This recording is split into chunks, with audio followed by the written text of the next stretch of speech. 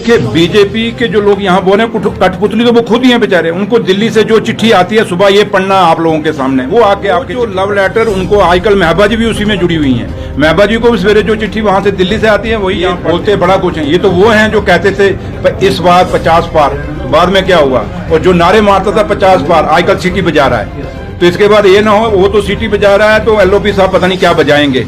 तो इसलिए इनके कहने पे ये 50 पार वाले ये तो ये कहते थे कि हमारा मुख्यमंत्री बनेगा, हमारा चीफ मिनिस्टर। जो बात करती है वो बच्चे की जुबान पे है कि जम्मू कश्मीर का खोया हुआ दर्जा स्टेट का वो हमें वापस मिले। ये यूटी हमें फाइल करने, अभी फाइल किया नहीं है। और आपको भी मुबारक है कि इलेक्शन कमीशन ऑफ इंडिया ने राज्यसभा की सीटों का इलेक्शन अनाउंस किया। काफी देर से इसका इंतजार था, काफी देर से ये पोस्ट वेकेंट थी और अब ये इलेक्शन है। और आज जो हमारे लोग यहाँ से जीत के जाएंगे, जम्मू कश्मीर के हमारे 3 नेशनल कॉन्फ्रेंस के जो राज्यसभा मेंबर जाएंगे, ये जम्मू कश्मीर की बात रखेंगे। और सबसे बड़ी बात कि आज बच्चा जम्मू कश्मीर का बेरोजगार है, जिस पे कभी बीजेपी ने ना 11 साल पहले बात की ना आज कर रही है। वो सिर्फ नेशनल कॉन्फ्रेंस के मैनिफेस्टो को डिस्कस करती है, लेकिन मुद्दों की बात बीजेपी ना उस समय करती थी, ना 11 साल की है, ना अभी भी कर रही है। लेकिन नेशनल कॉन्फ्रेंस वो है जो उस समय भी मुद्दों की बात करती थी, आज भी मुद्दों की बात कर रही है। और सबसे बड़ा जो आज जम्मू नेशनल कॉन्फ्रेंस जो बात करती है वो बच्चे की जुबान पे है कि जम्मू कश्मीर का खोया हुआ दर्जा स्टेट का वो हमें वापस मिले। ये यूटी हमें बर्दाश्त नहीं। जिस लेह और लद्दाख ने बड़ी खुशियां मनाई थी जब उनको यूटी मिला था, आज आप देखें उनके हालात क्या हैं, उनमें कितना गुस्सा है, उनमें कितना यह है कि हमारी जो डिमांड है वो पूरी नहीं हो रही। वो अपने आप को ठगा हुआ और अपने साथ धोखा महसूस कर रहे हैं। और जो खुद यूटी मांग रहे थे, अगर वो दुखी हैं तो जिन्होंने कभी यूटी मांगा ही नहीं, जो डिमांड ही नहीं की जम्मू कश्मीर ने, तो वो कितनी परेशान और दुखी होगी। और इसलिए मुद्दे बहुत हैं और इन मुद्दों में बात रखने के लिए डेली वेजरों का बहुत बड़ा मुद्दा है जो रेगुलाइज करने हैं। और ये रेगुलाइज आज नहीं, 11 साल जो बीजेपी के जो लीडर जो आज बातें कर रहे हैं और लोगों को गुमराह करने की कोशिश कर रहे हैं, वो अपनी नाकामयाबियों से लोगों का ध्यान हटाने के लिए वो नेशनल कॉन्फ्रेंस पे बार बार अटैक करते हैं। लेकिन उमर अब्दुल्ला सरकार इतनी मजबूत है कि हम इन लोगों का मुकाबला करेंगे। और ये 3 लोग जो आज अब जीतेंगे यहाँ से और ये राज्यसभा में जाएंगे, वो नेशनल कॉन्फ्रेंस की जम्मू कश्मीर के लोगों के स्पोक्समैन होंगे राज्यसभा के अंदर। उमर अब्दुल्ला सरकार के स्पोक्समैन तो वो होंगे राज्यसभा के अंदर,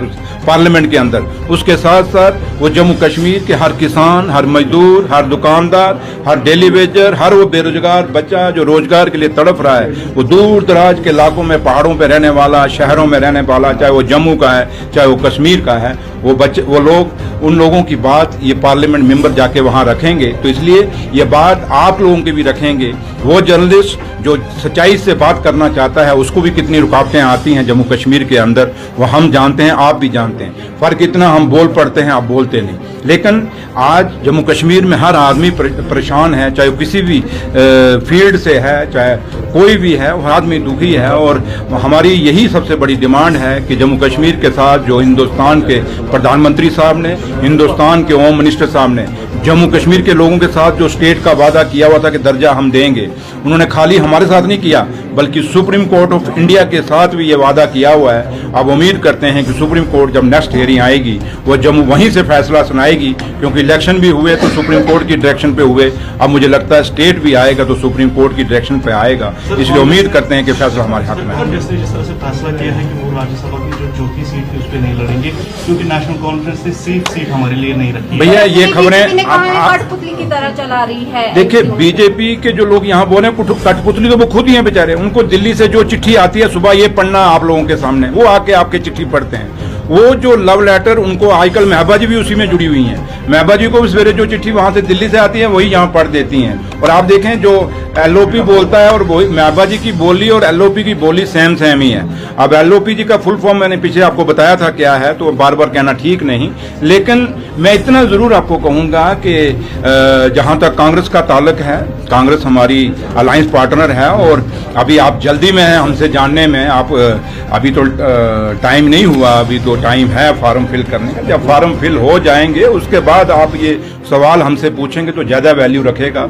अभी इस सवाल का कहीं मुझे लगता है रेलेवेंस नहीं बनता है। Thank you. ने भी कहा कि आपके पास 70-47 से ज्यादा सीट्स है, जो एलओपी ने कहा कि हम तीनों सीट जीतेंगे। आप इस चीज को कैसे देखते हैं? एलओपी साहब अब क्या बोलते हैं, मैं अब उसको तो बात ही जवाब नहीं दूंगा, लेकिन जहां तक ताल्लुक है कि हमने अभी ये बैलेट पेपर से बोलेगा, जब रिजल्ट आएगा 24 तारीख को आपको खुद पता चलेगा कौन जीता कौन हारा।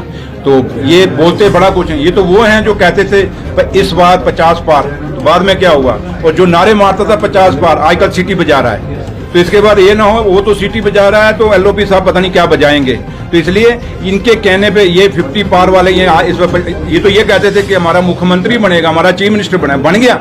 इसलिए बीजेपी के मैं आपको ये एक चीज कहूं कि जम्मू कश्मीर में अगर आप किसी को सीरियस लेते हैं तो नेशनल कॉन्फ्रेंस के कैडर को लीजिए, नेशनल कॉन्फ्रेंस की लीडरशिप को लीजिए, और डॉक्टर फारूक अब्दुल्ला साहब, उमर अब्दुल्ला साहब क्या कहते हैं उसको सीरियस लीजिए। बाकी ये जो बोलते हैं कोई ए टीम है, कोई बे टीम है, कोई सी टीम है, इस टीमों में बंटे हुए हैं, क्योंकि आगे मोरे हैं, एक मैन बीजेपी है, आगे इनके स्पोक्समैन है, तो इसलिए मैं उनकी बातों में ज्यादा तवज्जो नहीं देता। थैंक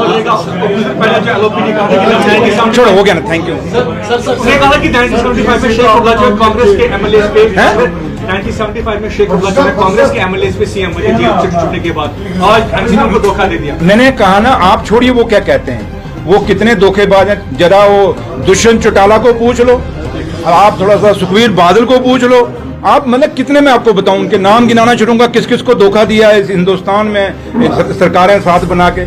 सबसे बड़ा तो महबा जी को जरा पूछ लो क्या हाल है आपका, नजदीक में अगर जाना है तो। इसलिए छोड़िए वो बीजेपी क्या कहती है, मुझे उससे लेना देना नहीं। मुझे ये गरज है कि मेरा लीडर डॉक्टर फारूक अब्दुल्ला साहब और उमर अब्दुल्ला साहब क्या बोलते हैं, मैं उस पर तवज्जो देता हूँ। ये अरे गहरे नथु गहरे क्या